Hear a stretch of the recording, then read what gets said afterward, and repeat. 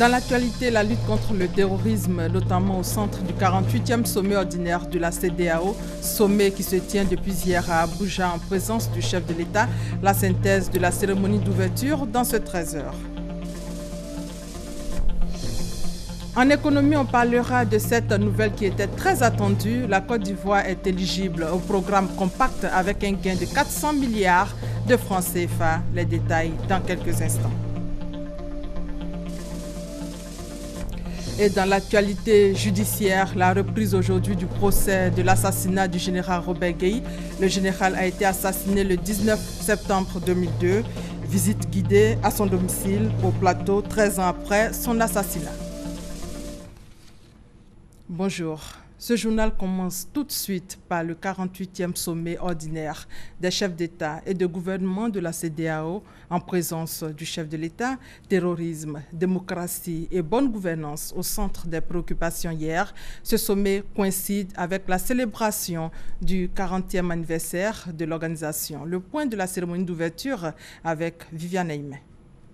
La 48e session ordinaire de la conférence des chefs d'État et de gouvernement de la CEDEAO s'est ouverte en début d'après-midi en présence de la quasi-totalité des chefs d'État des 15 pays membres de la communauté. Au total, 12 chefs d'État présents.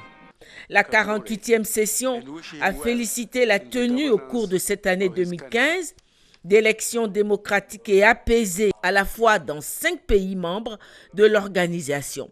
Une situation nouvelle et remarquable. Le sommet a souligné plusieurs défis qui restent à gagner, notamment le défi sécuritaire. L'année qui s'achève témoigne de la consolidation de l'ancrage démocratique de notre sous-région. 5 des 15 pays membres de notre organisation ont en effet tenu des élections apaisées, libres et transparentes.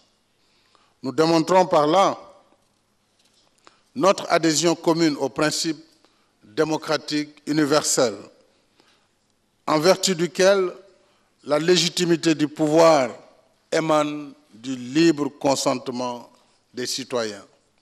De grands défis nous interpellent, au premier rang desquels le terrorisme, avec son lot quasi quotidien de victimes. Outre la réponse militaire indispensable, le temps est venu pour notre organisation d'adopter une véritable stratégie globale de lutte préventive par l'échange d'informations et d'expériences, l'harmonisation de nos législations en la matière, le contrôle et la surveillance des frontières. Les chefs d'État ont eu un huis clos pour se concerter sur différentes questions.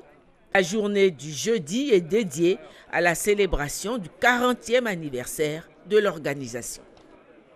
Et le chef de l'État regagne Abidjan cet après-midi. Abidjan, où le pont de Gaulle est ouvert à la circulation après sa réhabilitation. Coût des travaux, 8 milliards de francs CFA. Le Premier ministre a marqué cet événement hier. Le chef du gouvernement a également lancé les travaux de réhabilitation des équipements et signalisations routières. Coût total, 3 milliards. Ce sont 600 panneaux qui seront installés à Abidjan. Les travaux devraient durer 8 mois. Abou Sanogo. Après 6 mois de fermeture pour travaux, le pont de Gaulle est désormais ouvert à la circulation. Ces travaux de réhabilitation ont consisté au renforcement des bretelles d'accès au pont, des chaussées comprenant le rabotage des anciennes couches bitumineuses, la dépose des joints existants, la pose de nouvelles couches d'étanchéité. À cela s'ajoute l'aménagement du terre-plein central pour un coût de 8 385 millions de francs CFA. Le Premier ministre Daniel Kablan-Duncan est donc allé constater la bonne exécution des travaux. Il a également annoncé la réhabilitation très prochaine du pont Félix Houphouët-Boigny. C'est un élément important pour cette ville de 5 millions d'habitants, de manière on ait, disons, des infrastructures de qualité et qui permettent donc d'être fiers dans cette capitale économique. Pour le pont Félix Houphouët-Boigny, nous pensons en fait que ce sera probablement au début du premier semestre, l'année 2016, l'année prochaine. On a donc testé tout ce qui s'est passé ici, tiré les leçons de cela, de manière à ce que nous puissions faire en sorte que là-bas aussi ça marche. Outre la mise en service du pont des Gaules, le Premier ministre Daniel Kablan-Duncan a lancé les travaux de réhabilitation des équipements de signalisation du district d'Abidjan. Il prend en compte 57 km d'axes routiers, 1200 panneaux de police, 600 panneaux directs de communes et de rues, pour un montant de 3 423 millions de francs CFA. Le projet bénéficie de la collaboration de la France. Je constate à travers les visiteurs qui viennent nombreux aujourd'hui que comme à New York, comme à Johannesburg, comme à Paris, quelqu'un peut louer une voiture à l'aéroport et circuler directement, comme dans toute grande ville, sans avoir de problème d'indication, puisqu'aujourd'hui, il sait très bien où il va aller et où est-ce qu'il va se retrouver. Démarré depuis le 11 décembre 2015, la fin des travaux de réhabilitation des équipements de signalisation du district d'Abidjan est attendue pour le 10 août 2016. Un contrat pour le développement et la réhabilitation du réseau électrique de la Côte d'Ivoire, contrat signé entre l'État ivoirien et la Chine pour un coût global de 513 milliards de francs CFA. Ce projet, exécuté par des entreprises chinoises, prévoit la réalisation de 27 postes de transformation et 1950 km de lignes de transport d'énergie sur l'ensemble du territoire national. On fait le point avec Sidonie Davila-Waka. La Chine veut participer à l'amélioration du réseau électrique en Côte d'Ivoire. Manifestation de cette volonté, le contrat signé ce mercredi entre l'ambassadeur de la République de Chine, le ministre d'État, ministre du Plan et du Développement Albert Mabritois-Keus et le ministre chargé de l'économie Nialé Kaba. Ce contrat portant sur le développement et la réhabilitation du réseau électrique permettra de renforcer les capacités du système d'exploitation et d'améliorer la qualité de la fourniture en électricité sur le territoire ivoirien. Coût du projet 513 milliards de francs CFA, financé sous forme de prêt à 95% par une banque chinoise et à environ 5% par l'État de Côte d'Ivoire. Donc ce projet revêt une importance particulière dans la mesure où il contribuera à réduire durablement la pauvreté partout en Côte d'Ivoire, en créant des emplois, notamment pour les jeunes, et surtout en améliorant le bien-être des populations. Il s'agit de mettre à la disposition des populations une énergie abondante, de bonne qualité, à moindre coût et accessible à tous. Pour la partie chinoise, ce projet de réhabilitation du réseau électrique matérialise une fois de plus son engagement à accompagner la Côte d'Ivoire dans son projet de développement. Le réseau électrique de la Côte d'Ivoire dispose d'une certaine base. Cependant, à cause du vieillissement des équipements, auquel s'ajoute l'augmentation de la demande d'électricité, le réseau existant ne peut plus répondre aux besoins réels. J'ai la conviction que, grâce à nos efforts conjoints, ce projet deviendra un nouveau modèle dans le cadre de notre coopération bilatérale en faveur du développement économique et au bénéfice du peuple ivoirien. La signature de la convention portant sur le financement de la réhabilitation du réseau électrique ivoirien est le fruit de 3 années de discussions entre la Côte d'Ivoire et la République de Chine. Cette convention, qui a une durée de temps 6 mois, sera une porte ouverte sur la création d'emplois. La nouvelle tant attendue est enfin tombée hier mercredi à Washington. La Côte d'Ivoire est apte à bénéficier du programme Compact du MCC, un programme financé par le Congrès américain en faveur des pays en voie de développement dans leurs efforts de bonne gouvernance. Une décision qui va permettre à la Côte d'Ivoire de bénéficier d'un montant de près de 400 milliards de francs CFA. On fait le point avec Jean-Jacques Ouaméala. Le programme Compact du Millennium Challenge Corporation MCC, un nouveau laurier à ajouter au palmarès de l'économie ivoirienne. La Côte d'Ivoire y a été déclarée apte à l'issue de la dernière réunion du conseil d'administration du MCC tenue ce 16 décembre à Washington. Nialé Kaba, ministre chargé de l'économie et des finances, retrace ainsi le parcours qui a conduit à cette énième victoire de l'économie ivoirienne. Avec le MCC, nous avons deux catégories d'indicateurs. Il y a des indicateurs obligatoires et des indicateurs facultatifs. Donc les indicateurs obligatoires ont été tous remplis par la Côte d'Ivoire et nous avons rempli suffisamment d'indicateurs. On dit que nous avons passé les indicateurs au vert. Et au jour d'aujourd'hui, la Côte d'Ivoire a passé 13 indicateurs au vert pour un minimum de 10 exigés. Avec l'obtention du programme MCC, la Côte d'Ivoire va bénéficier d'un don compris entre 150 et 400 milliards de francs CFA de la part du Congrès américain sur une période de 5 ans. Des ressources additionnelles qui vont essentiellement contribuer à financer la croissance et réduire la pauvreté. C'est aussi une reconnaissance des différentes réformes qui ont été menées par le pays. C'est une opportunité de poursuivre l'amélioration de la base des infrastructures pour accompagner une croissance intensive, une croissance partagée, une croissance au bénéfice de l'ensemble de la population. Dans les semaines à venir, une délégation du conseil d'administration du MCC se rendra à Abidjan pour échanger avec les autorités ivoiriennes. Pour rappel, c'est en novembre 2011 que la Côte d'Ivoire a été déclarée éligible au programme d'obtention du MCC. Les femmes entrepreneurs de Côte d'Ivoire en séminaire, en fait, c'est pour parler des besoins des femmes entrepreneurs en termes d'accès au financement. La rencontre est organisée par des institutions financières et bancaires. On fait le point avec Frédéric Oulaï et Justine Sey Djiké. Comment résorber le manque de financement des femmes entrepreneurs de Côte d'Ivoire?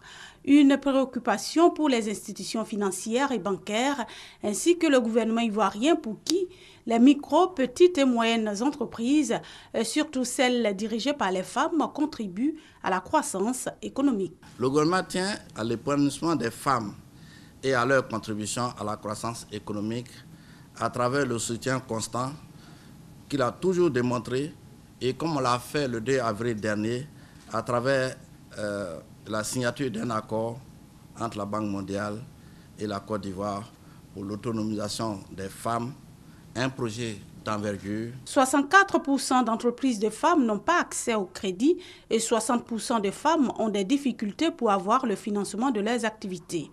Fort de cela, la SFI, Société financière internationale, filiale du groupe de la Banque mondiale en collaboration avec une structure bancaire de la place, œuvre depuis quelques années à lever les barrières pour leur faciliter la tâche. On est aussi en train de développer le système de récépissé d'entreposage qui permettrait aux femmes et à toute personne de nantir un produit, que ce soit des matières premières ou des produits finis, et sur la base de ce nantissement pourrait se faire financer sur la valeur de ce nantissement. Nous avons signé un accord de partage de risque en décembre 2013 et dans cet accord, en liaison avec la SFI, nous avons décidé que ce montant global de 40 millions de dollars, soit à peu près 20 milliards de francs CFA, 10% soit adressé à l'entrepreneuriat féminin. Parce que nous pensons que nous avons un rôle aussi donc, de banque citoyenne. Donc nous devons bien sûr faire notre travail, mais nous devons accompagner aussi donc, les populations, on va dire, les plus fragiles à accéder au financement. Cette rencontre sera donc l'occasion pour les femmes chefs d'entreprise d'exposer leurs difficultés et attentes pour un meilleur financement de leurs activités. Dans l'actualité judiciaire, le procès de l'assassinat du général Robert Gueye a repris ce jeudi. 19 personnes, dont le général Dogbo Blé et Anselme Seka Yapo, devant le tribunal militaire ce matin. Au total, ce sont 24 militaires qui sont poursuivis pour assassinat et complicité d'assassinat sur le général Robert Gueye. Sa famille et sa garde rapprochée. Des personnalités politiques ont été aussi entendues au cours de ce procès. Rappelons que le général Robert Gueye a été assassiné le 19 septembre 2002. Notre reporter Abou Sanogo reviendra largement sur cet élément ce soir. On vient donc de le dire, 13 ans après l'assassinat du général de brigade et ancien chef de l'État, notre reporter Hamza Diaby a rencontré un membre de sa famille, visite guidée dans la maison du général au Plateau. Abidjan, Plateau, quartier indénié. Dans cette villa à la toiture verte a vécu pendant plus de 10 ans Robert Gueye, l'ancien chef d'État assassiné en septembre 2002. Aujourd'hui, elle est en réflexion. Amadou Maïga, qui a travaillé longtemps pour le général président, se souvient de ses presque 30 années de service. Quand il vivait ici, avec la famille, nous on est comme employés du surface. Donc, à ce moment, nous on finit. On s'en va à la maison. C'est les corps habillés, les militaires qui font la sécurité, tout. Donc nous, uniquement, on finit notre travail ensemble.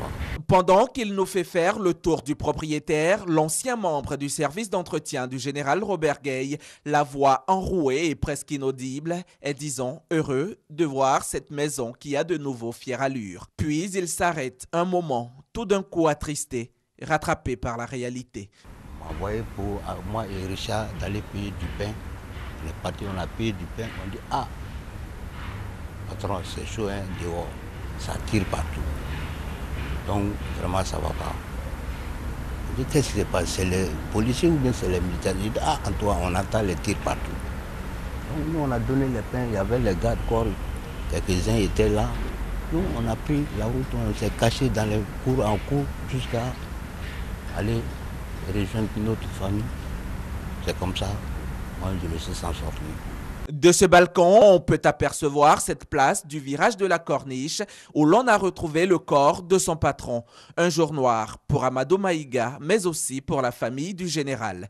Nous retrouvons à son bureau l'une de ses filles, Mireille Gueye. C'était vraiment terrible pour toute la famille, surtout dans ces conditions. On est resté à Paris, mes frères et moi.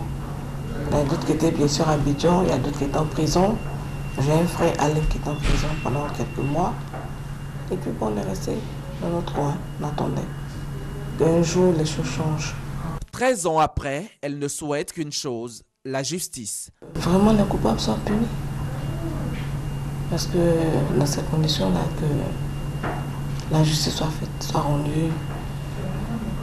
Bon, c'est tout ce qu'on attend depuis des années. Plusieurs personnes seront entendues, des membres de la famille, des personnalités politiques, des corps habillés.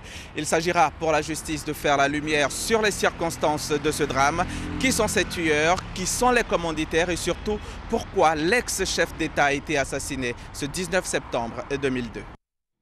Donc, le procès de l'assassinat du général Robert Gueye a repris donc ce jeudi. En politique, le bureau politique du RDR s'est réuni hier à la rue Le Pic à Cocody pour dire oui au parti unifié au sein de l'Alliance des oufouettistes. Mais chaque formation politique de l'Alliance garde son identité. Le RDR, il faut le signaler, est membre de la coalition HDP. Le reportage de Gabriel Zani. Après 1h30 d'échange, le verdict tombe. Les Républicains sont d'accord pour le parti unifié, mais gardent l'identité de leur parti, le RDR. Une décision prise à l'unanimité par les ministres, députés, maires, membres du bureau exécutif, secrétaires nationaux, membres du bureau politique du Rassemblement des Républicains, réunis au grand complet. Il s'agit à présent de mobiliser toutes les énergies au sein du RHDP en vue de mettre en œuvre avec responsabilité ce grand projet politique du XXIe siècle en Côte d'Ivoire. Cette œuvre gigantesque de l'oufouettisme doit se faire dans le respect scrupuleux des uns et des autres. Elle doit se réaliser sans domination d'un courant par l'autre et sans reniement. Elle doit s'inscrire dans le rassemblement autour de l'idéal républicain prôné par le président Félix Houphouët-Boigny. Dans la coalition du RHDP, le RDR n'avait pas prévu de revenir au PDCI, même si ce dernier est le parti duquel il est sorti. En revanche, pour consolider l'alliance, le parti fait des propositions. Le bureau politique propose la mise en place d'un comité au sein du RHDP en vue de réfléchir et proposer les conditions et les modalités de la mise en œuvre de ce grand rassemblement. Une décision et des modalités adoptées après avoir félicité le chef de l'État pour sa gestion efficace des dossiers Soro-Guillaume des récentes violences à l'université de Cocody. Des positions qui, selon les militants, n'altèrent en rien l'unité au sein de l'Alliance des oufouettistes. Le président du Front populaire ivoirien, lui, était face à la presse. Pascal Affi-N'Guessan a évoqué les questions d'actualité, notamment la reprise du dialogue politique pour préparer les États généraux de la République. On reste encore avec Gabriel Zani. C'est la dernière sortie politique du patron du Front populaire ivoirien avant les fêtes de fin d'année. Pascal Affi-N'Guessan s'est longuement étendu sur la politique sanitaire, les violences à l'université de Cocody, les grèves des greffiers, le mandat d'amener visant le président de l'Assemblée nationale et les écoutes téléphoniques ce mercredi 16 décembre au siège du FPI. Un certain nombre d'événements qui, selon lui, interpellent les consciences. Face aux journalistes, le président du FPI propose un nouveau pacte pour la vie de la nation. Si le chef de l'État veut franchement la réconciliation nationale et ambitionne réellement de faire la Côte d'Ivoire un pays émergent en 2020, c'est-à-dire dans 5 ans, qu'il convie toutes les forces vives de la nation, non à des consultations, mais à un dialogue national franc et sincère sur l'état de la nation et de la République, pour analyser, comprendre et fonder de façon consensuelle un nouveau pacte pour la paix, pour l'unité nationale et pour la prospérité économique et sociale. Une proposition qui revient en fait à tenir les États généraux de la République. Solution de sortie de crise prônée à maintes reprises par Pascal Affi-N'Guessan.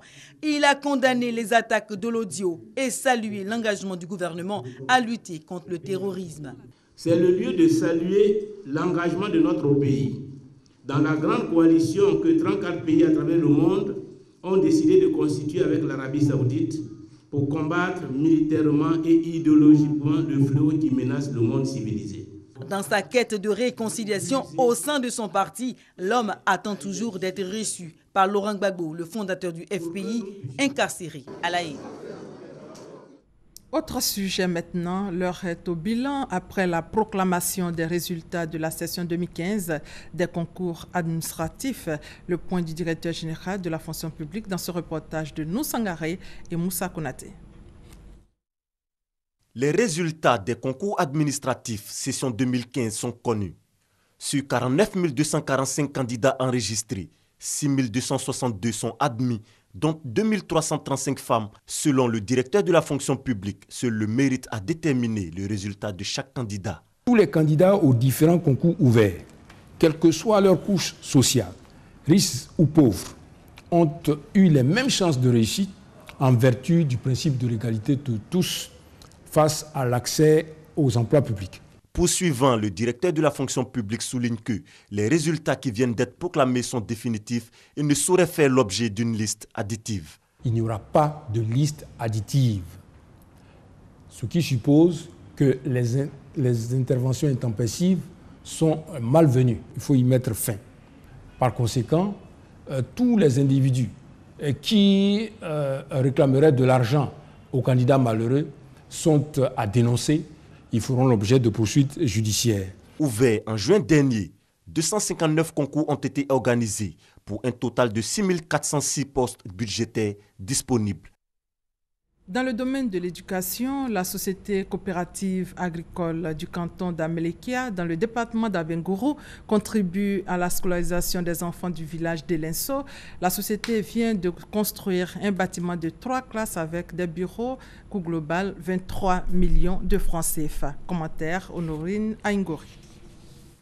La société coopérative de la sous-préfecture d'Amélékia, située dans le département d'Abengourou, au secours de l'école d'Elenso. Un bâtiment de 3 classes a été construit par cette coopérative pour faire face au déficit de salles de classe que rencontre ce village. Une situation qui obligeait de nombreux élèves à rester à la maison. Coût de l'édifice, 23 millions de francs CFA. Une contribution de la société coopérative d'Amélékia dans la réalisation du projet École obligatoire initié par le gouvernement. Pour le président du conseil d'administration de cette entreprise, à travers ce don, sa structure entend également lutter contre le travail des enfants à Elenso. Les autorités de la sous-préfecture d'Amélékia et les partenaires de l'école qui ont pris part à cette cérémonie ont félicité les dirigeants et l'ensemble des coopérateurs pour cette action sociale. Elles ont invité les bénéficiaires à en faire bon usage. Et ici à Abidjan, les élèves du primaire de la Drainette de Trècheville, eux, ont reçu des kits alimentaires, geste d'un opérateur économique. Ce don vise à soulager les élèves et leurs parents en cette période de fête de fin d'année. Le commentaire d'Emmanuel Niamien. 11 577 kits alimentaires distribués aux élèves du primaire de la Direction régionale de l'éducation nationale et de l'enseignement technique de Treichville. Ce don est l'œuvre de Zoé Ezedine, chef d'entreprise. Au cours de cette remise de kits alimentaires, le donateur a affirmé que c'est une contribution pour permettre aux familles démunies de passer les fêtes de fin d'année dans la joie et l'allégresse. Il a aussi demandé aux enfants de bien travailler à l'école afin d'obtenir de bons résultats scolaires. Et notre but, de voir la joie sur le visage des enfants et de tout le monde. Et on souhaite à tout le monde d'avoir les moyens de vivre. Les tout-petits et leurs encadreurs ont traduit leur reconnaissance aux donateurs pour ce geste de haute portée sociale. Vous venez encore comme le Père Noël nous donner le sourire par cette distribution de kits alimentaires. Grand merci, que le Seigneur vous le rende. Qu'il continue d'aider nos élèves, continue d'aider nos enfants pour que ces enfants-là soient les Ivoiriens nouveaux de demain. Les différents intervenants ont exhorté les personnes de bonne volonté à emboîter le pas à Zoé Ezedine. Selon eux, plusieurs familles vivent dans la précarité et éprouvent d'énormes difficultés à trouver de quoi vivre décemment. Après Treichville, la caravane de distribution des kits alimentaires va sillonner les autres communes du district d'Abidjan et certaines communes de l'intérieur du pays.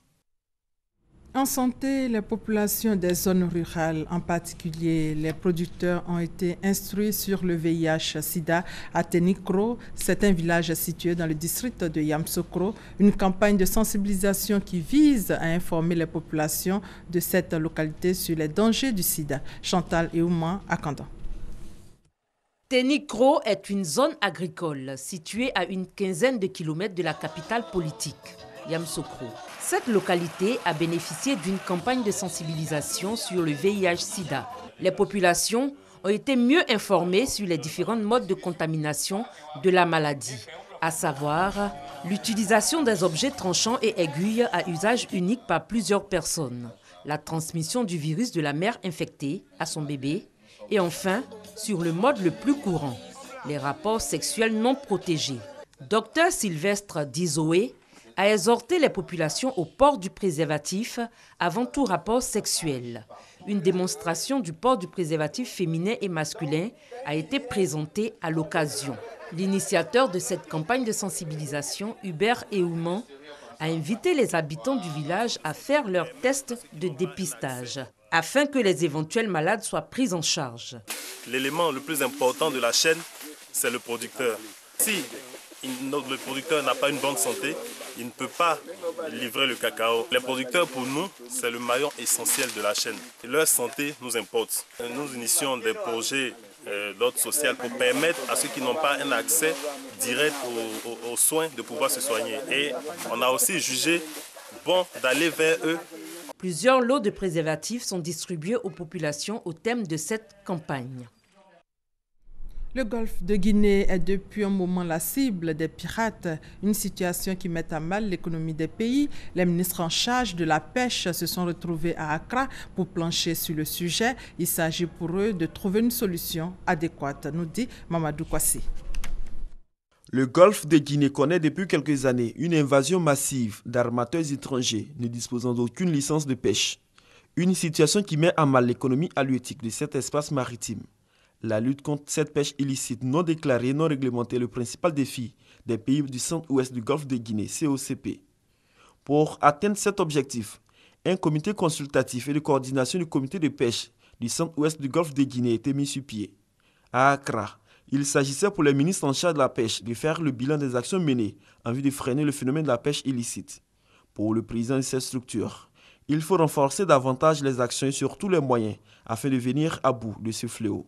La mutualisation des moyens techniques, humains et financiers que nous vaincrons la pêche INN pour que notre sous-région ne soit plus qualifiée de ventre mou de la lutte contre la pêche INN. Nous devons tous, autant que nous sommes, constituer des portes ouvertures grâce auxquelles nous devons combattre efficacement ce fléau qui détruit notre patrimoine halieutique. Le ministre Kobena Kwasi Adjoumani et ses pairs ont également réfléchi sur l'accord de siège et la ratification par les pays membres du texte de cette organisation.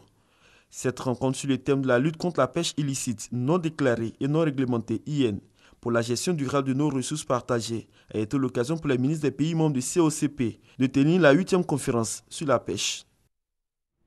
Hors de nos frontières, en France, l'indemnisation des victimes des attentats du 13 novembre pourrait atteindre au total 300 millions d'euros, environ 200 milliards de francs CFA, annonce faite ce jeudi par la ministre de la Justice, Christiane Taubira. Il faut rappeler que 130 personnes ont péri dans les attaques de Paris et de Saint-Denis le 13 novembre dernier en France. Autre image, aux États-Unis, le procès d'un policier américain accusé d'homicide de Freddie Gray, un noir mort après avoir été interpellé à Baltimore en avril, a été annulé hier, le jury ne parvenant pas à s'accorder sur un verdict. Pour terminer, il y a 5 ans, Mohamed Bouazizi s'immolait par le feu en Tunisie. Mohamed Bouazizi, un vendeur ambulant tunisien de 26 ans, exaspéré par la précarité et les brimades policières, s'immolait donc par le feu, un acte de désespoir qui provoqua la chute du dictateur Ben Ali et le déclenchement du printemps arabe. Et c'est la fin de ce 13h. On se retrouve demain à la même heure. Merci de votre fidélité.